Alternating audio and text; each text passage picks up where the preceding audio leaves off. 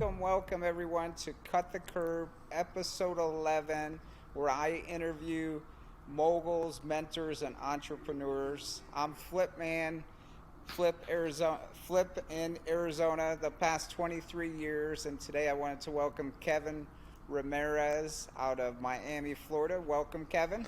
Thank you. Thanks for having me. So it's awesome to have you on here. So Kevin is in the third phase, or one of the three phases of Airbnb. He does the Airbnb management, short-term management. And we're going to go into what he does today and where he's come from. So just wanted to open that up, Kevin, and ask you, a little bit about your background. Did you come up the traditional way? Did you go to college? You have entrepreneurial influences. What was your story like coming up in the from where you are today? Right. Well, first and foremost, man, I'm super excited to be here on Cut the Curve. I appreciate you asking me to be on, Flip, for sure. Just a little fun fact. Absolutely. Just a little fun fact. This is actually my first ever podcast that I'm a guest. Well, thank you. Yeah, I'm yeah, yeah. honored. So I'm so glad that this is opening the door for many more for you. So that's yeah, super dope. yeah. So I was super excited. I was telling my wife today, I was like, oh man, I'm gonna be a guest on a podcast. So I'm usually the host, so I don't, So this is So now you're in the different seats over there. right. I'm in the hot seat. um, so just a little bit about myself. Born and raised in Miami, Florida. Two immigrant parents, both Venezuelan. They brought me over here from Venezuela in my mom's womb. She was 6 months when she hopped on a plane and came over here in 1987. And I was born January 17th, 1988 in Miami, Florida. Oh, okay. Yeah, so, and, because I am first generation American, they named me Kevin Bryant Ramirez. So they try to give me the most American name, and then they just slapped Ramirez behind it. My whole life, is really based around them giving me a better opportunity here in the United States, and I'm trying to live up to that. Talk to me about that, because again, my grandparents are also immigrants from Eastern Europe, and man, it's not the easiest path, right, for immigrants coming to a new country. Right. Don't speak the language, maybe they weren't educated. I know my grandfather had like a sixth grade education, so yeah.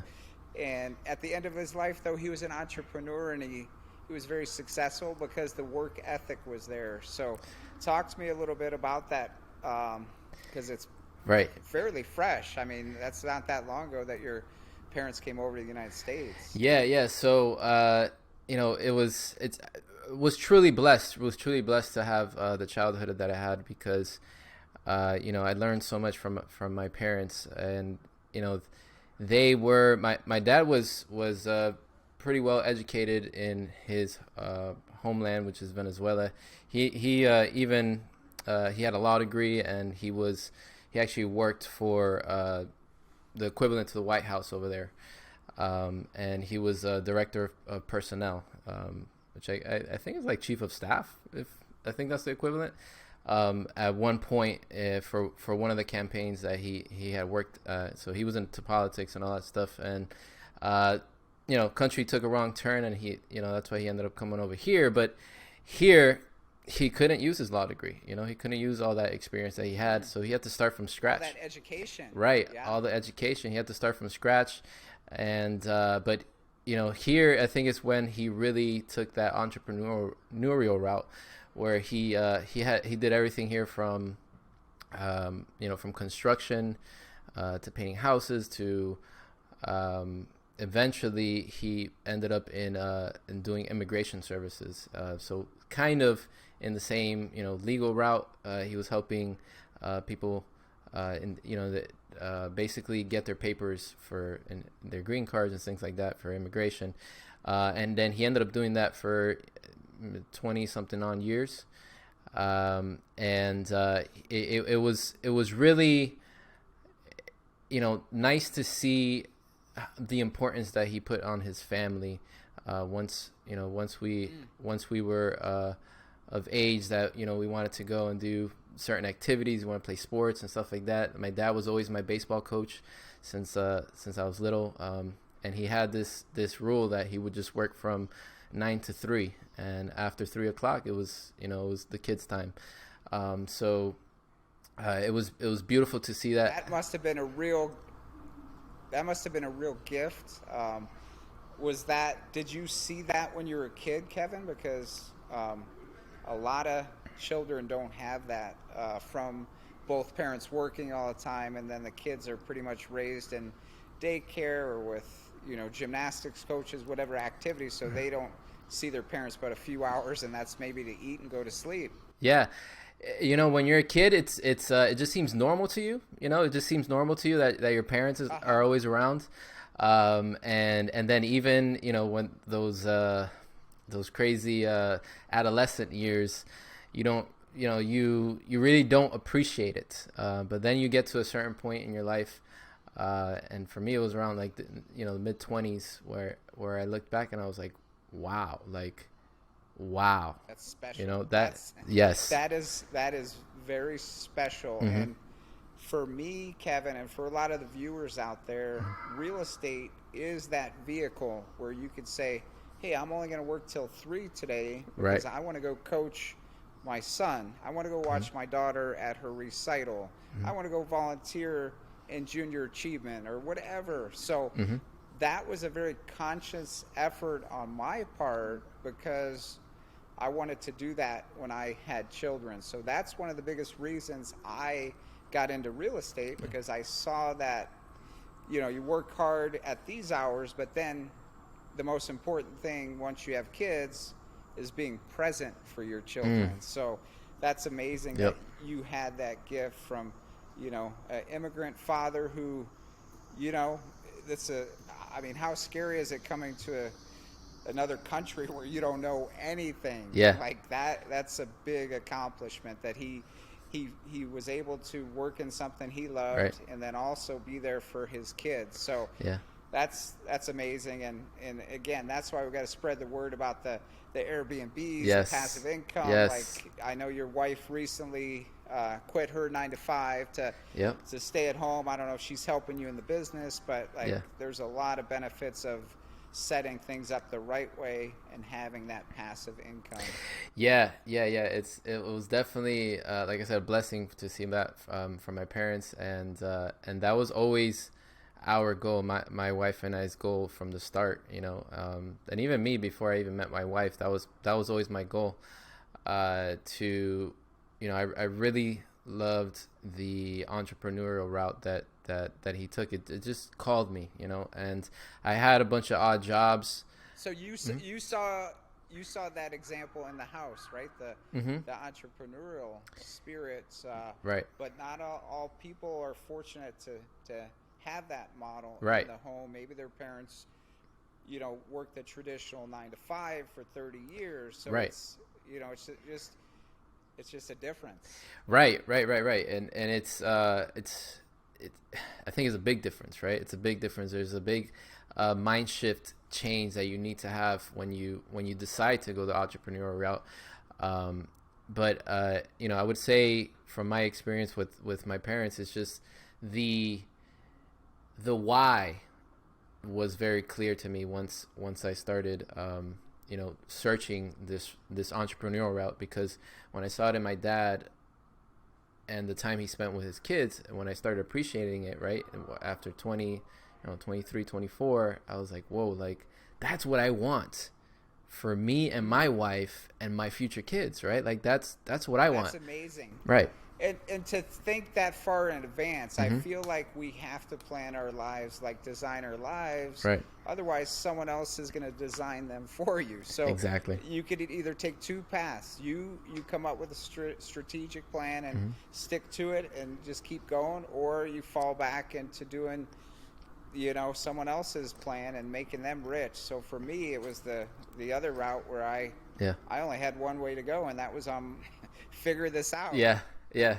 And Yeah. And, the the mentors come right along with it, mm-hmm. but you as the individual have to have a plan. Like Mm-hmm. you can't expect that mentor to do anything for you Right. unless you do for yourself in the first place. You got to show that you're willing, you're showing up. Mm-hmm. Like there's so many things that as a student you have to make yourself available to learn. And Right. I know all the guys and gals on the podcast said, how can those people just learning add value to someone that's been doing it a long time, and Mm-hmm. and come at it from a different perspective. Like Right. if they really want to learn, and there's a lot of people that want to learn, but you have to think at it outside the box. How can I work for someone and provide value? Mm-hmm. And it always works. If you know what you want to do, where you want to go, get with people crushing it and Yep. be around their circle. Yeah, yeah, and that's actually something I said. I think I took the longer route too, because it took me a while to figure out that I needed a mentor or something like that, because once at 24 when I finally realized I'm like, I'm gonna do this entrepreneurial thing, right? It took me 10 years. It took me 10 years before I finally found something that I always say it was a 10-year overnight success, right? Like it's just 10 years and 10 different businesses. I did probably things like I did social media. I did I even had a CPR. I was doing CPR classes with my brother at one point. Like, there's big spectrums. I even had I had a paralegal degree, so I did some paralegal services as well, like freelancing, so many things. And it wasn't until real estate. It wasn't until real estate till I got into real estate that I learned how powerful a mentor is, because you see that so much in real estate. And I always tell my listeners on my podcast that and people that reach out to me that, hey, it's like you said, like if you can work for somebody, I deal with management. So one of the biggest obstacles that the people my audience has is I don't have the experience, right? I don't have the experience to become a property manager. And I'm like, yeah, well, but you can, there's property managers everywhere. You can go work for that person. You can go be an understudy for that person, be of value for that person, learn the ropes, right? Yep. Learn the ropes, and then go out on your own. Like, why are you being held back by that limitation of no experience? It's a false limitation. It's one that is just limiting a belief. But like, again, there's so many opportunities, guys, out there, because everyone needs help. Like I know my team needs help. Your team probably needs help. Yep. Like, and it doesn't have to be like 40 hours. It could just be, you need maybe 10, 20 hours a week from someone. Right. Reach out to Kevin, reach out to me, whoever. And that drive, showing us that they have initiative, that means a lot. So yeah, the opportunities are out there, guys. The other one I hear quite a bit from just investors that are brand new is we don't have the money to invest. That's a big one. Yep. It's a giant mindset. It's a mindset. So in my career, 23 years, Kevin, it's always been like I didn't have the money to start, but guess what? I had a vision. I had a plan. Right. So what I would do is lock down the property, and then I have 3 or 4 exit strategies. But I always knew, guys, that the property was the most desirable thing at a discounted rate. So figure out, how to lock up a property, and then you may JV with someone that has the capital. So don't let that experience, don't let the money not push you in where you want to go or deter you from going there. So, and failure is great, Kevin. I Right. am a firm believer Yes. in, you know, I believe the traditional school system growing up, they don't teach us how to fail. So Yeah. once you get in the real world, then you fail, and like some people can't take failure, so they go back to a safe, secure 9 to 5. But I can't tell you how many times, and I'm sure I'll fail a lot more. But again, now I have the experience and I have the confidence to ask for help. So I Yes. think that's another thing. When we're new, sometimes we may be like, oh, is that going to be a dumb question, or is he going to, Right.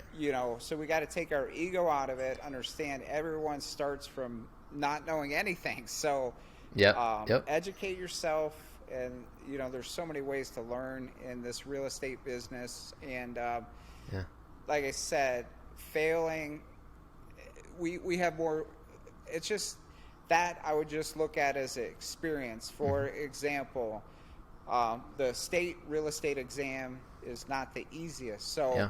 when realtors take that test, they may fail the school or the state, but you could keep taking it. Right. And again, I talked to someone last night. It didn't go well. They took a long delay because they were always having success at school and sports. And Right.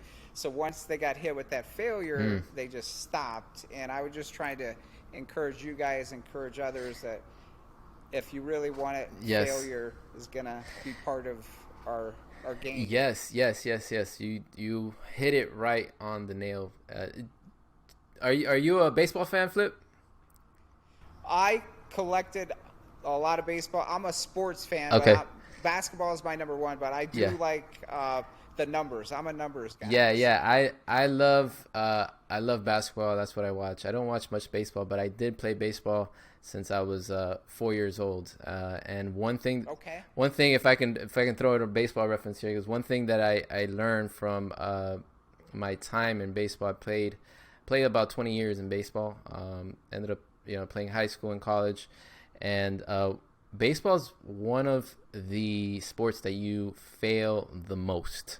Okay, so pretty blessed to have seen, to have experienced that much failure in my life for 20 years. Like, and you can fail the most, but you can still be, one reference that I always use about failure is in baseball. If you can hit the ball 3 times out of 10, all right, you can be in a Hall of Famer, right?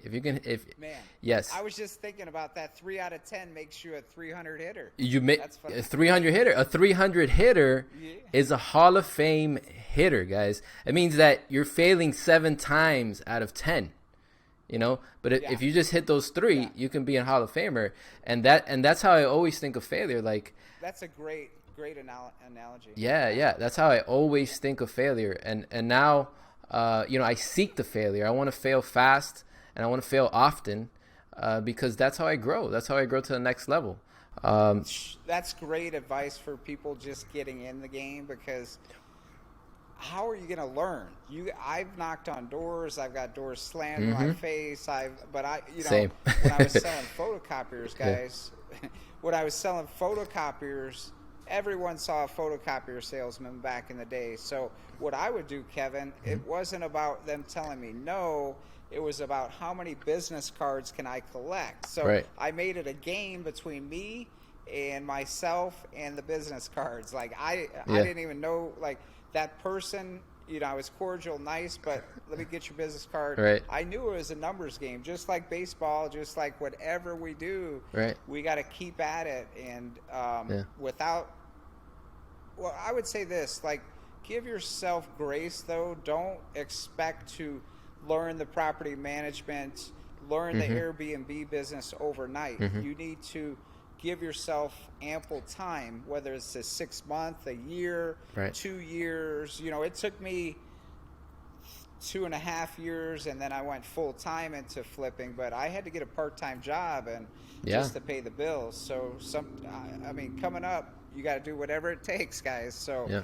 if you really want something, it's there. You just the focus, Right. the passion, and like you said, there's a lot of.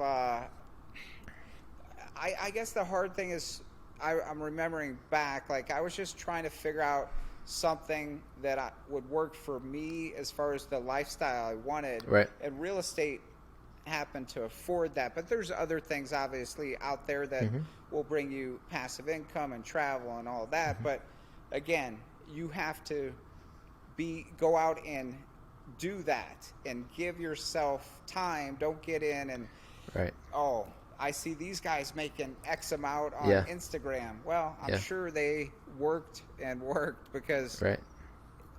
you have to build the foundation. That's the best. My mentor told me, like, Yeah. build the foundation and Yeah. build it strong. Yeah, yeah, yeah, and that's why I think vision is so important. It's vision is so important because if you're looking, it's a different story when you're looking at like you said on Instagram, these people making money, and then you're like, okay, well I can get there in 3 months, right? It's a different story when you're like, wait, let me take a step back and let me see. Let's look at it with a bigger time horizon, right? Let's look at it. What can I do in 1 year? What can I do in 5 years? What can I do in 10 years? Right? And once you do that exercise and take a step back and really, find out what you want in your life in the next 10 years, right? Then the decision that you're making today is a lot easier, right? It's a lot easier because you're like, okay, I have 10 years to do this. So let me start like one piece at a time, but so you can start going in that direction. It's a big paradigm shift basically. If you're looking at it 100%. if you're looking at it 3 months, man, you're probably not going to make it, right? You're not going to make it if you're like, hey, I want to be at 1 million in 3 months. Versus like, okay, well, maybe I can do it in a year. Maybe I can do it, give yourself time for sure. Again, I am in that same realm as you, like goal setting. I'm sure you've set goals, but again, Right. you have to put a time frame on that goal and you have to be realistic, guys. So Right. and again, everything is, you could break down these things so Right. you don't get overwhelmed either. So you could chunk things down, manage your time. I think that was a big thing for me as a solo entrepreneur. How do I manage the time? But talk to me a little bit more, Kevin, because I know you're, you said you were born in late 80s. So Right. you're a lot of our target audience, late 20s, early 30s. Yeah. Shout out to the millennials. The millennials, as they're called. Yes. So work with a lot of the millennials and teaching them, and love working with them because big dreamers. So talk to me about the vision. Like, do you write your vision down? How did you start doing vision and goal setting and all that, which comes with being an entrepreneur? Yeah. So, if I could give a recommendation of a book that really changed my life, it's called Traction by Gino Wickman. I'm not sure if you've ever read it. I get it on my it's on my vanity upstairs, actually. Yeah? I'm kind of a nerd when it comes Right. to those books. Yeah, Yes. I've been reading. It's like, so Traction, amazing. Right. Yeah. Traction by Gino Wickman, and it gave me a different perspective on how to run businesses, right? Like I said, I failed 10 different businesses, 10 different, over 10 years, and I had no idea what I was doing. I was just doing, day-to-day stuff, basically putting out fires every single day, and it wasn't what I wanted. It wasn't until I read Traction, which they talk about the entrepreneurial operating system, where it kind of, it made everything more clear in what my role in my business was, what everybody else's role in my business was, people that work for me, and not only that, but it also teaches you how to set goals, which is one of the most important things. And in the EOS, it teaches you, you got to do your vision once a year, right? And there you're setting a 10-year goal, you're setting a 3-year goal, and you're setting a 1-year goal. And then you're breaking it down to quarterly goals. Ever since I read that book and I actually implemented it in my business, it changed my life, because now I'm working, like you said, you break it down in chunks. It's a lot easier, right? I can see the 10-year goal, and that's super, super exciting. Super, super exciting. That's awesome. Yeah. Right. So you see it up here, but you also see it on paper, and then it becomes real, and it's going to happen. It's just most of the times when we write things down, I look back at my journals, Kevin, and yeah, I'm living what I wrote down like 20 years ago. So it's the power that's awesome. of the subconscious, yes, and just staying right on track and surrounding yourself with people like-minded. And I think that's a big part as entrepreneurs. Yeah. Sometimes they're like, oh, Kevin, you've changed, which, but like for me at 23, I knew, like, okay, I went to college, I had fun, but now it's time to make money. Right.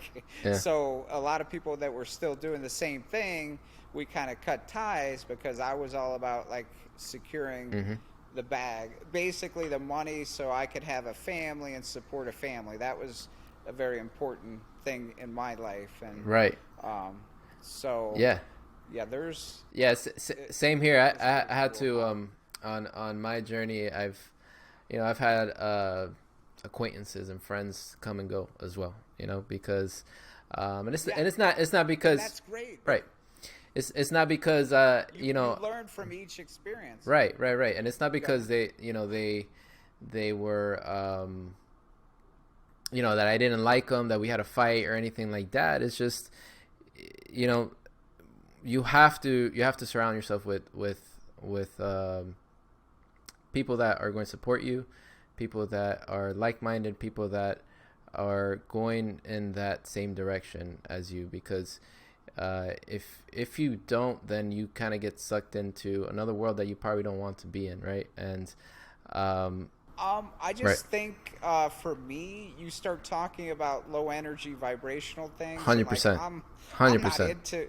I'm not into the low energy. I'm like thinking about the next project, thinking about the next partnership, thinking about like how I could help others in the community, thinking about like how we could start nonprofit. Like I'm thinking forward, where some people, if they don't have that mindset, guys, so that's why it's so important.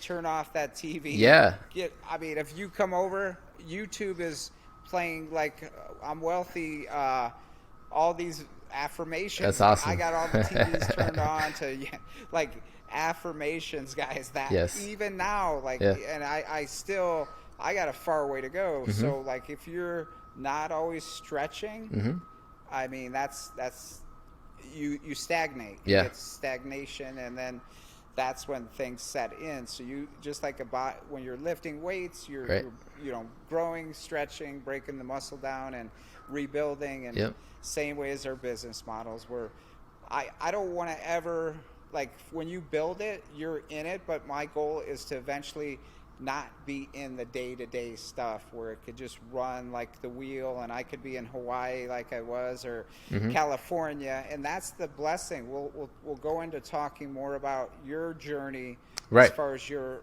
Airbnb, short-term rentals. Yeah. So I got into it, guys, because of the sustainability. I flipped over 1,000 homes, made a ton of money, made a ton of mistakes, learned a ton. But that was a job, guys, flipping homes and wholesaling. Both those categories in real estate, those are JOBs. You're not over broke. You're doing well financially if you manage your money well. But, like, there's a lot of time. And so I found Airbnb during the pandemic, right before the pandemic, and Yeah. I never looked back because I was like, I tried one. I'm like, is this for real? Like, can you make this much money? Is that the real ROI? 200 bucks What a the day hell? for one of these properties? Yeah. I'm like, how is it? So what's in the fact that it is sustainable? That was a big Yeah. turn on for me. I'm like, we're in Hawaii in January. Hopefully Florida will come see you in October. Yeah, please do. You know, just like making money. Yes. So, hey guys, quick announcement. I just launched my new passive income accelerator course. In this course, you'll learn how I built my Airbnb portfolio to 10 properties and growing while amassing $3,000 to $5,000 per property per month. If you want to learn more, go to piaaccelerator.com/go and sign up for the early bird special. And now back to the podcast. Talk to me. You read the real estate. Where did that come in? Because you said you had 10 other businesses or companies or things that didn't go well, entrepreneur, or you learned from them. Right. So how did that all come about? Okay, so all right, the way I got into real estate, so I kind of got thrust into real estate, and this story is kind of a little hard to talk about, but so in 2017 was my parents had a car accident, both my mom and my dad, and they passed away. My dad passed away on the scene. My mom survived him by 3 days, and she ended up dying in the hospital. And during his lifetime, he was able to accumulate, probably like 4 properties that we were able to inherit. And I always wanted to get into real estate. It's one of those things like, maybe later down the road when I have money, I'm going to buy it, and I'll buy it, whatever, Right. A lot of people think like that, right? Right. Down the road and 20 years goes, you didn't do it. Right. But for me, I inherited them. And then I had these properties that I was like, I have no idea what to do with them. And some of them weren't in the greatest condition. Like even the house that we lived in, my dad was quote unquote a handyman, so he would just do all the repairs himself. And Sure. So when we went to go sell, we were like, man, my dad wasn't as handy as we thought he was, because he did all these things that I was like, right. I've been in those houses. Yes. I know. Yeah. Yes. Yeah. So we had to, it was time to figure it out. Let's figure it out. And, thankfully me and my brother, we had interest in real estate. So, we started taking courses, and this is when the mentorships come in, right? And we started taking courses. The first course I took was, Elite Legacy. It was Rich Dad, Poor Dad. His, Robert Kiyosaki's, educational line. And I learned everything from flipping to wholesaling to rental properties to even seller finance, all that stuff. And then I started with trying to wholesale, and then went into flipping in Florida. Well, for me, in my experience, I'm pretty sure if I would have kept going, probably I would have seen success like probably 2 or 3 years down the road, because there's a lot of competition down here in Florida. So you have to have a big budget down here, from my experience. But I ended up learning about Airbnbs, right? And was that in it the was Rich still Dad, Poor Dad program? So in the Rich, or was that?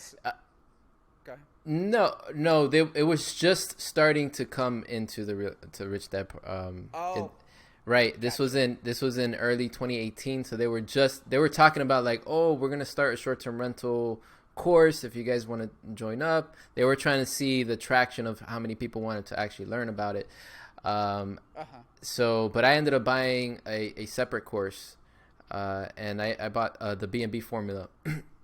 by Brian Page, and he teaches arbitrage. He's probably one of the biggest courses out there, and very great. I learned a lot from that course, especially the fundamentals of actually running an Airbnb, and then I learned arbitrage, and I started doing arbitrage in 2018. I was working as a paralegal at the time. Okay, I was learning real estate. I was trying to do the flipping on the side, and then I finally found the B&B formula. But I still had my paralegal job, and I ended up sending a direct mail campaign to houses that I wanted to get as Airbnb rental arbitrage, right? As arbitrage, and at that time, man, the response rate was insane. Like I was getting calls. Yeah. I was working at my was job. Yeah. I'm sorry. So real quick, Kevin, when you say the response rate was insane, because I've been around a lot of people starting to wholesale or trying to learn wholesale. Right. And their experience is just the opposite with response rate, because I don't, so tell me more about like how that went with your reaching out and how you did that with arbitrage. Right. So I didn't send the big mailer. I basically, from what I learned from the course, I basically wrote out a letter that explained the benefits of arbitrage, and I put it into a letter, right? And I did handwriting envelopes and everything, right? Put them in, bought the freaking the stamps and everything, did them all myself. I just sent them out. I probably sent out like 500 letters, and I ended up getting 3 rental arbitrages from that. From that small 500. From that small 500, yes. Which is nothing, as you know. Like I don't remember the exact response rate because it was 4 years ago. But I remember there was a lot of calls. There was a lot of calls for it. Out of 500. The typical response rate for direct mail, it's typically like 1%. I probably got, out of 500, I was probably like around 30 calls or something like that I got.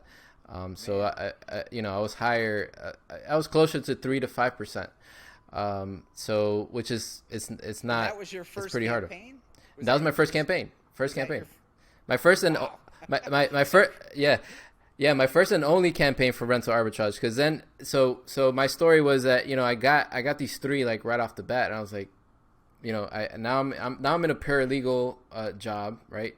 Working 40 hours. I have 3 properties that had just signed.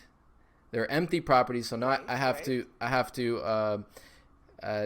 build furniture. I have to put up the artwork. I have to buy the linens. I have to find the cleaner, wow. right? I have to find the cleaner. I don't have a cleaner. I don't like all these different things. I have to do licenses. Wow. I don't know. So now I'm like, I had to make a decision. Like, do I stay in my job, or do I go, quit my job and go take care of these rental arbitrages, right? And can you tell, Kevin? Can you tell the viewers? I mean, some people may not be familiar with arbitrage on the show. So can you explain?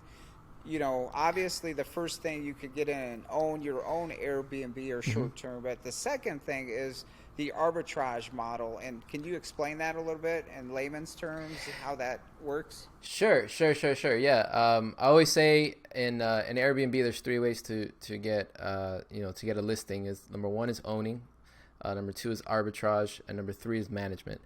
If we're talking about arbitrage, the simplest way to say it is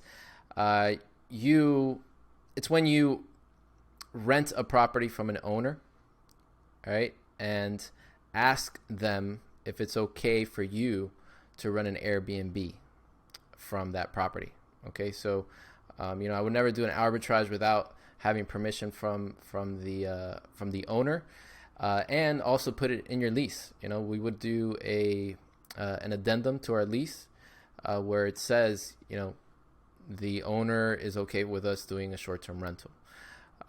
So one of the questions we get a lot, Kevin, is HOAs or stratas, as they call them in Canada, but Right. HOAs in the United States. So when you first got these three off the bat, I'm sure you were like super excited, but Yeah. now you're like, oh my goodness, what am I? This is a lot. This is overwhelming. Like, Right. holy, I didn't know I was going to get three at once. Right. But one of the things that I wanted to ask you is, like, did you check out the rules, the CCNRs of these properties, or did you just, like, Yeah. how did you get to know for sure that you were allowed to Yeah. do Airbnbs? Yeah. So Brian Page's course spoke a little bit about it, about HOAs. We stay away from HOAs when it comes to arbitrage. But I was also blessed to have a mentor at the time, which was a local property manager. Right. We were just talking about this right now, right earlier. Right.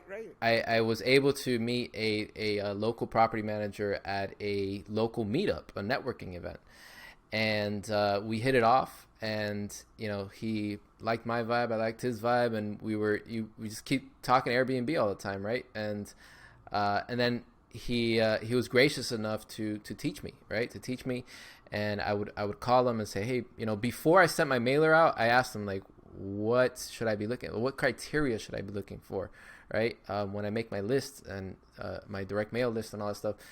And that was one of the things that he said, stay away from HOAs, because HOAs, most of them, 95% of them don't allow short-term rentals. It's very, very rare. It's more and more likely, especially if you're looking at, like, in Miami, there's a bunch of new condos that are going up that they see the potential short-term rentals, and so now they are allowing it. So it's more and more becoming a thing, but still, I would say 90 to 95% of them don't allow it. So when I sent my mailer, I was looking for more, areas that didn't have any association at all, which, there's a bunch of neighborhoods everywhere across the United States that you can do that. You defined your search, and then you knew who you were targeting. Exactly. And then all of a sudden you get these three, and you're like, Yeah. all right, I need to put in, like, all the furniture. I need to buy Yeah. the linens. Yeah. I need to buy all the supplies. Like, Right. how did that, like, come up? Like, how did you feel, and, like, what was going through your mind? And it sounds like it was just you doing it, or did you have some help with your brother and your wife, or? I had no help. I had no help. My wife has always been, my wife has always been extremely supportive. And she was there with me a couple times when we were building furniture, but I had no help. Like, I didn't have anybody working for me or anything like that. So, me and my wife had to make a decision. Like, I honestly, like I said, she's super, super supportive, and I was like, I was miserable on my job. I'm the worst employee you can ever have. Worst employee you could ever have. I'm an entrepreneur, for God's sakes, like, you can, right. Right. I am this, like, just as far as being an employee, like, again, Rich Dad Poor Dad has a great book for you guys who haven't read it or listened to it, but the 4 quadrants. I mean, so I knew when I read that book, what quadrant I was wanting to hit. Exactly. Being an employee was just like no. I was like, I couldn't imagine being an employee. I'd be the worst employee. Yeah. And that was my case too. I was like, I am the worst employee, man. I was taking phone calls in my job from the direct mail campaign. Hey, I'm going to the bathroom, and I'll be here like, hey, yes, I can rent your property, yes, But that's fun stuff when you're creating from scratch, right? Yes, like, awesome. So for me, just creating something out of nothing, like, it's one day of vision and writing. Next thing, you're taking one achievable step that day, taking one step of action. Next thing you know, you get these 3 properties, and that's in 2019, you said? That was 2018. 2018. So, 18. Okay. yeah, 2018. Probably early, probably spring of 2018. And so what happened next was I ended up deciding to quit. I decided to quit because I said this is too much work. I don't have anybody to help me. I gotta go do it myself, and I'm not gonna be able to do this when I'm working 40 hours a week. I lived in Miami, and the properties were in Fort Lauderdale. And How far is so that? that's about 40 minutes from me. So Okay. I have to be driving back and forth, and if I was working a 40-hour job, I was like, this, I'm not gonna be able to do this. Right. It's gonna take me months just to get the property set up, and I need to get this thing up like now. So I ended up quitting my So job. location, Kevin. That's what I always talk to. We do have students in the passive income Right. auxiliary course and Right. helping them get their first property. So location, not only a great location for the property once you start the business, but Right. also a great location for you to get your first Airbnb is close to home. I'm Right. a firm believer in that, Yeah. at least for your first couple, Yeah. and then get the foundation because you're going there quite a bit, right? Yeah, especially whenever we get any listing, it's the biggest, the most work is property setup. For me, is just the property setup, because you need to make sure that property is set up correctly, so you don't have any headaches, once it's live. And obviously, I didn't know this back then, but we ended up going to. Hey man, Yeah. you jumped in, and Yeah. hats off to you because Yeah. again, once you do one in any type of fix and flip wholesale, Right.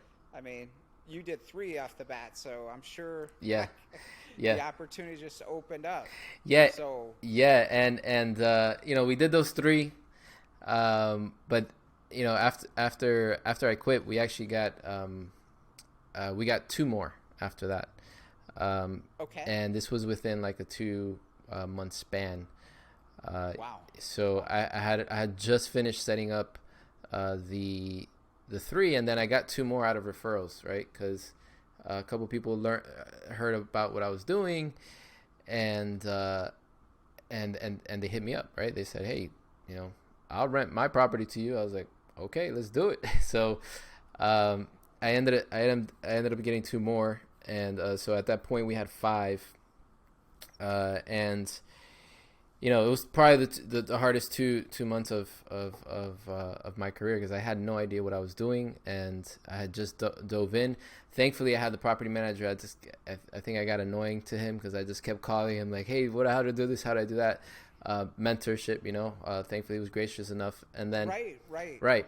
And then once we got after we got those 5, and this is where the mentorship even gets even better, was I probably ran those for like 8 months. My relationship with that property manager became even closer, and 8 months after, right, just still in the first year of my career, in 2018, he's like, hey, I have this 10-unit building that we want to arbitrage. Yeah, that we want to arbitrage. And I was like, okay, why are you telling me? And he's like, well, I want you to partner with me. I was like, oh crap, like, all right, this just got real, right? So we ended up doing the deal and this was December 2018. Okay, just to give you some time Let for me here. ask you this. Let me ask you this real quick, Kevin. Yeah. Were those 5 other ones running and making money for you? Yeah. So this is 8 months into it. So I had already set up all those properties. They were making money. I was happy, man. I was happy. Right. I didn't set up the properties as good as I can. So yes, I was going there a lot. I was going there all the time. Okay. And that's why we're hoping to help others. Right. From Cut the Curve, like, right. Let's learn from Kevin's Exactly. mistakes. Let's learn from Flip's mistakes. Mm-hmm. So hopefully they're tuning in, watching, like, yeah, what wouldn't you do, or what would you have done differently? Like, because you said you were going back and forth all the time to those 5. Yeah. Number one, like, man, I made so many mistakes. Yes. Right. But I guess from how we do it now and to how we did it back then. Number one, like, I really set up those properties I was asking for parties. I set up the properties with as many beds as possible. Uh-huh. You know, I had a 3 bedroom house one time that I think we put 2 bunk beds in one room, and then I had 2 queens in the other 2 rooms, and then I had a pull-out couch, and I had also one of those sofa beds, and you know, we said like, this is a 3 bedroom house with a backyard. It wasn't that big of a house, and then I listed it as, it was called Sunset Place Party House or something like that. So Okay. yeah, So yeah. So I was that's what you attract then. When right, you have that title, right, Party House, like I'm sure you yeah, you probably did a bunch of bookings, but yeah. then like I had a like yeah. Yeah, I had I mean, that place was booked all the time, but man, so many damages, because, you know, big groups were coming in that were just there to party, because that's what my I mean, listing Fort attracted. Lauderdale, Right, like right. yeah. It wasn't that far away from the beach too. It was probably like 10-15 minutes from the beach. So, you know, I put a little pool in the back too. I put like a whatchamacallit, above ground pool.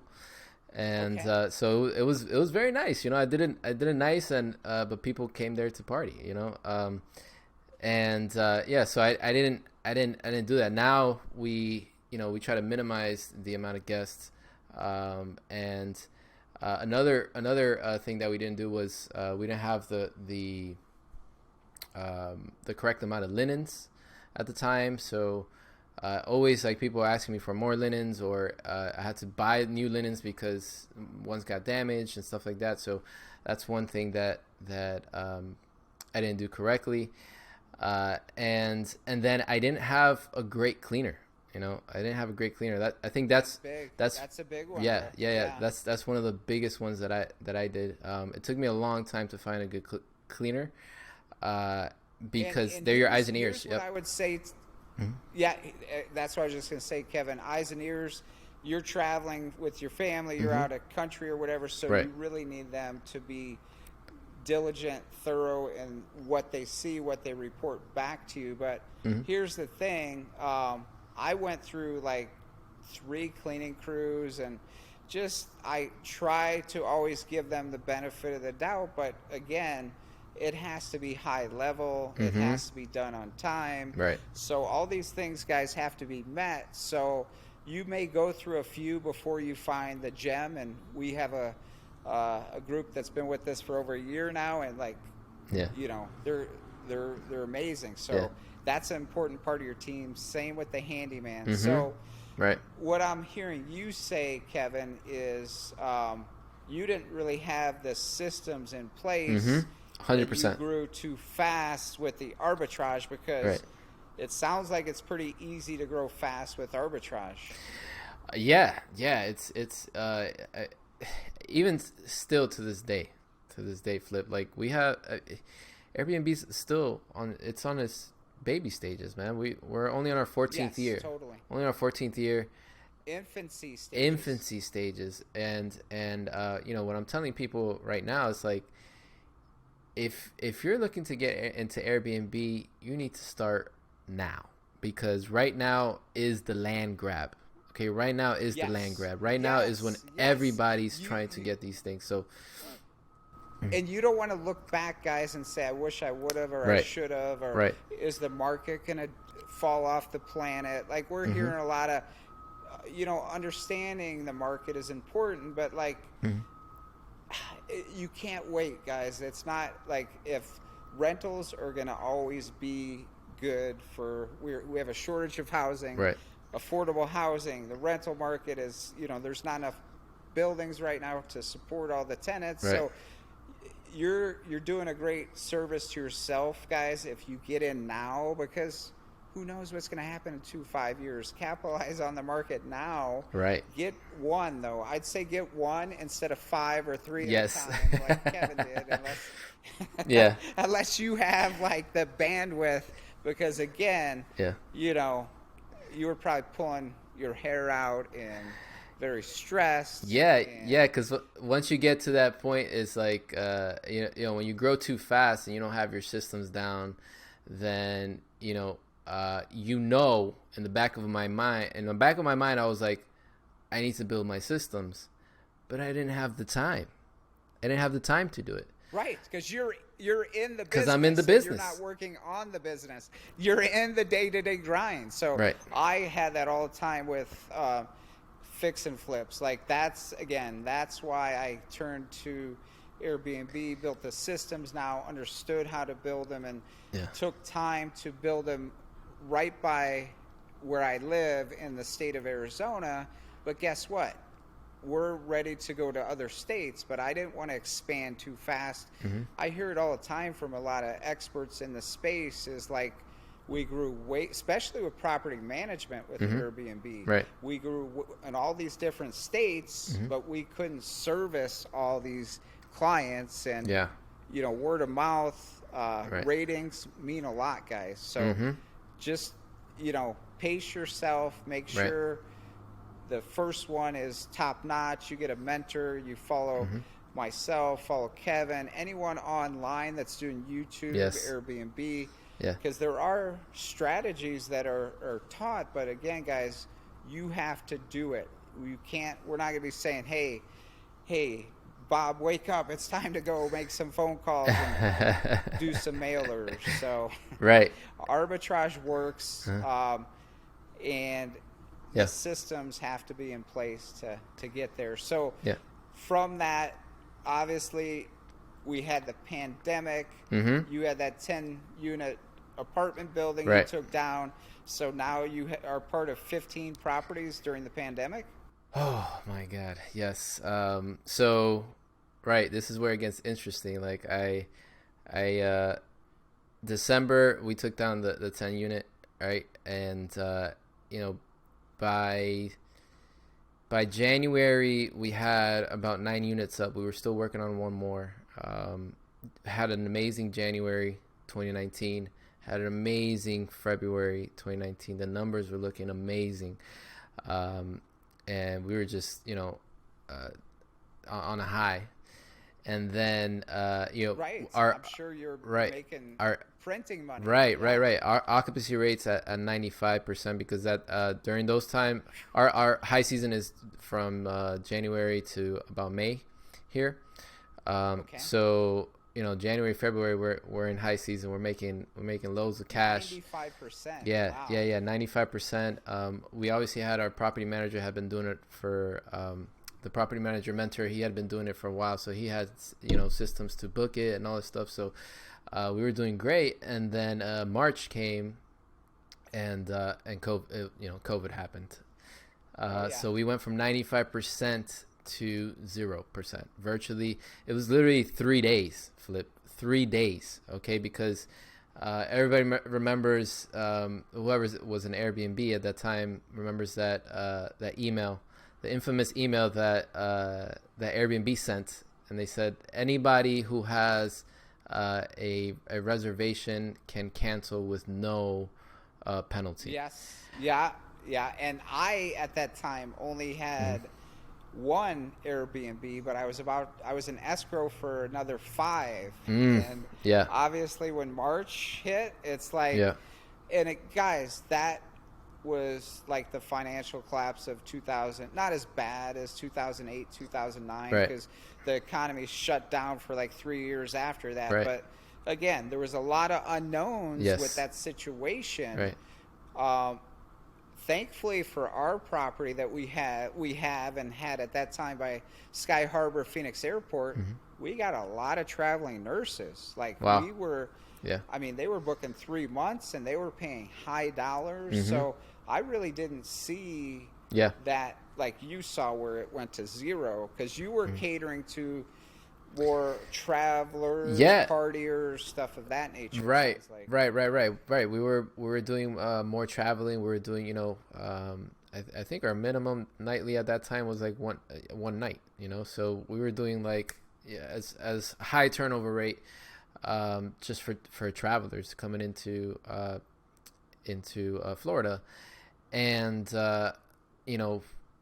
zero overnight. Like it just in 3 days, Man, everybody the that rug was there, was just pulled. yeah, everybody Yeah, just messages, hey, can I get my money back? Hey, can I get my money back? And we just had to, we had no choice. And then we didn't get it. yeah, yeah. We didn't get an inquiry for the next 3 months. But the biggest,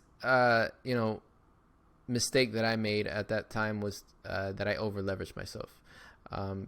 Looking back at that, I just said I over leveraged myself because I was so excited, to see the growth that I had accomplished, that all the cash that I had on hand, I used it up, and I said, it's going so well that there's no way, like, I can't make this money back. I was projecting to make my money back in with like 6 months. The money that you can get from short-term rentals is a lot. So my. But I could tell you this, Kevin. Yeah. You learned a great lesson that no one could teach you 100%. Yep. by losing, because again, Yeah. now you're way ahead of where you were, and it stinks to go through that, but I'm glad it hit you, and now you're into the traction. You're into this, like, Yeah. it sounds like you just like Yeah. stepped up from there and like reinvented yourself and stayed in the business, because you could have easily said, you know what, I'll go back to doing the law firm, the stuff Right. that you were doing before that you hated, but you were probably getting a paycheck. So Yeah. And I always after that, I was able to cut out my leases. Lost a lot of money on the 10 apartment building, the 10-unit apartment building. But one person that we had met during that year, they said, I know rental arbitrage is probably not a good thing for you right now, Kev, but I like how you work, and I want you to manage my place.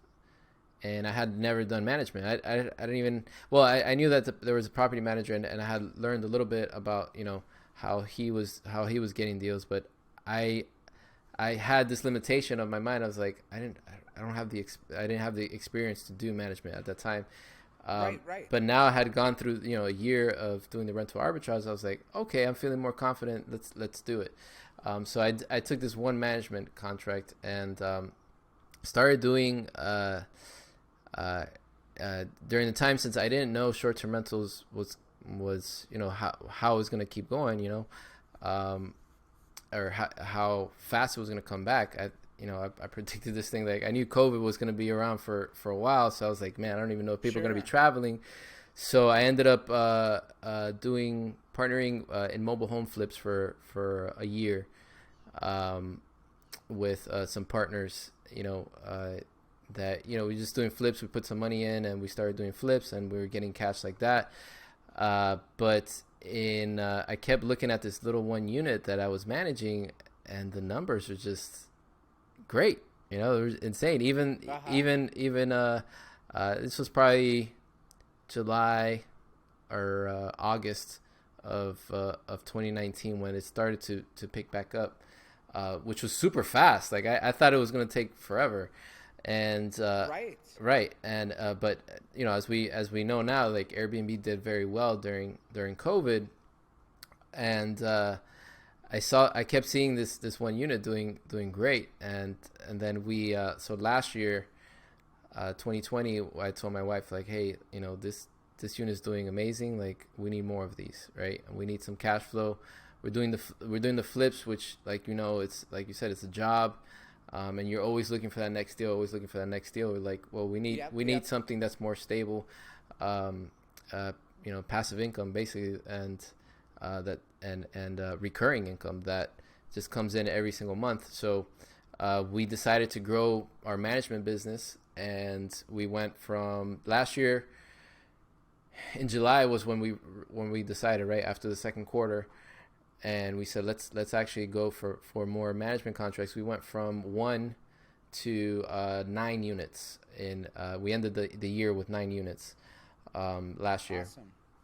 Insane growth, right? Like we were just talking about. That's insane. Yeah. Right. That's amazing. So you through the rough times, you ended up finding your niche that you're doing today, Kevin, and Yeah. It sounds like it's a great way for people who want to get into the business. Yeah. They one of three ways, like we always talk about. It's either owning, arbitrage, or property management. Right. And would you be able to take DMs and questions for people looking to get into the property management business? Yeah. Yes. 100%. You know, I'm available for anybody who wants to learn how to manage and how to get management contracts. You know, from if you're just getting started to if you already have your Airbnb portfolio and you just you want an extra stream of income and learn how to build a management portfolio. You know, you can DM me. I have very active on social media, on Instagram specifically, at Kevin Bryant online. Bryant is Bryant, like the basketball player. Kevin Bryant online. And then I also just put out an ebook on and where I teach marketing strategies on how to find more management contracts. We just had a campaign that it's actually you probably have heard of bandit signs. Yep. Yeah, so we did a bandit sign campaign. I spent $125 on it. Okay, and we got 5 units out of that. Okay, 100 bandit signs. 100 bandit signs. So what's that return on your investment? Holy moly. Insane. Guys, get into this business somehow, some way. Yes. And like Kevin said, when's the best time for someone to get into the business, would you say, Kevin, to let our audience know again, like what would you suggest for someone wanting to get into this business that's really at the ground level for all the growth that's going to go on the next 5-10 years? Right. So, you know, I think I'm on a mission to help people that are in my position. Right. I got hit so hard with COVID that I didn't have much money to invest, so I couldn't really, you know, I had to take my buying out of the picture. This just wasn't an option for me. And I've spent the last 3 years building my income, my monthly income again. So we got to the point where my wife was able to quit her job, and now we're going to build. We're now building more disposable income so we can start buying again. But for those of you who are in that position of whether you have a 9 to 5 or maybe don't have enough funds to start buying now, or maybe just want to wait, management is huge. Management is huge. The land grabs right now, and so many people are like Flip, who are buying houses or and building their portfolio. You can be of value for them as a manager, and be able to generate get a percentage of the incredible income that comes from short-term rentals, and be one of those valuable assets for so many people. That there's so much opportunity right now. So and I would say if you're getting started, find a mentor. Easiest way, I think, is find a local property manager. You can also contact me as well. I can teach, and but I would find a local property manager, and just work with them. Or one way that I would suggest is maybe split the commission fee, right? If you have get creative, right? Get creative. That's a great way to get there. Right. One thing that I offer is, I'm in Florida, right? But I'm always looking to expand, and if I find somebody who has that drive to really build this business, anywhere in the United States, I'm willing to split that revenue with you. Yep. So you just gave me a thought. Mm-hmm. You're going to have to hop on to PI accelerator courses, because we have a local community and we just started our modules. We do 9 amazing modules on how to build the Airbnb business from A to Z. Wow. But the group Zooms are really, really cool because that's where you create community, and there's people in the group that probably would like to go the management route and learn more about that. And I think it's a perfect, collaboration. Beautiful. Where they're not doing arbitrage, but they're going to get a lot of interest, views, perspectives on how to do the management, and then maybe down the road they get their first Airbnb or something. So very similar story before we end, Kevin.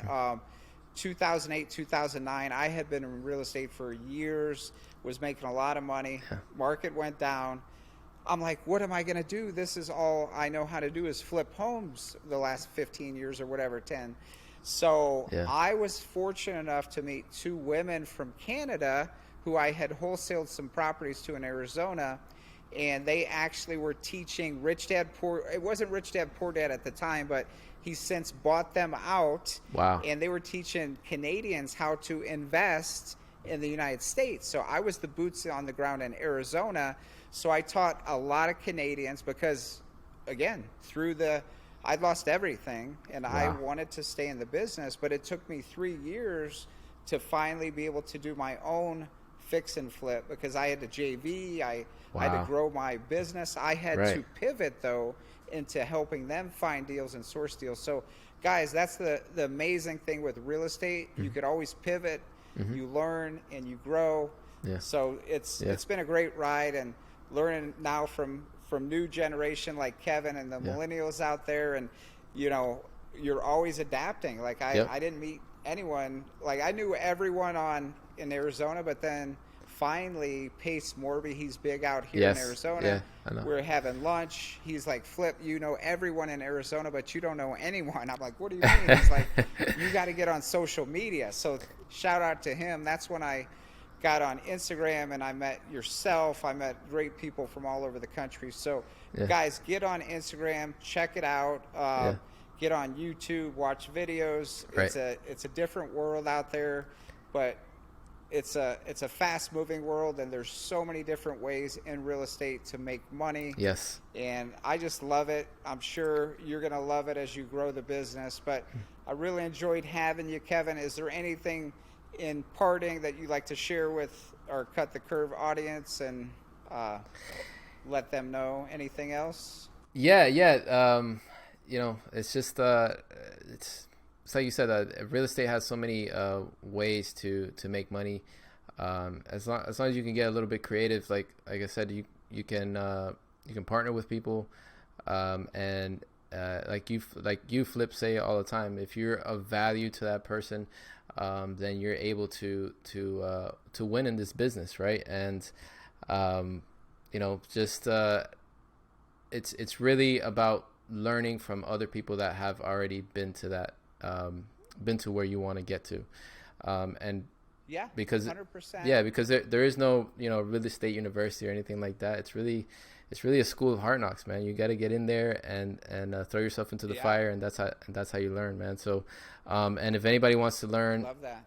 If anybody wants to learn Airbnb management, I'm very willing to learn. I'd love to be on your course, Flip. 3 ways to find me. Absolutely. If you want to reach out to me.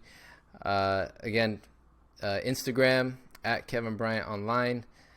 You can go get my ebook, www.bnbsidehustle.com. That's bnbsidehustle.com. And last but not least, you can go listen to my podcast as well, the BNB Professional. It's streaming on all platforms, all major platforms for podcasts, Spotify, Google, Amazon, all that stuff. And I'm also on YouTube. So fantastic. Kevin Bryant Ramirez. Kevin Bryant Ramirez. Thanks for joining us on Cut the Curve episode 11. Yeah. We'll see you soon. I'll be out to Florida and we can hang out and get some Airbnbs. Ah, man, that'll be fun, man. That'll be fun. I can't wait. Awesome. Thanks again, Kevin. Thank you. Bye.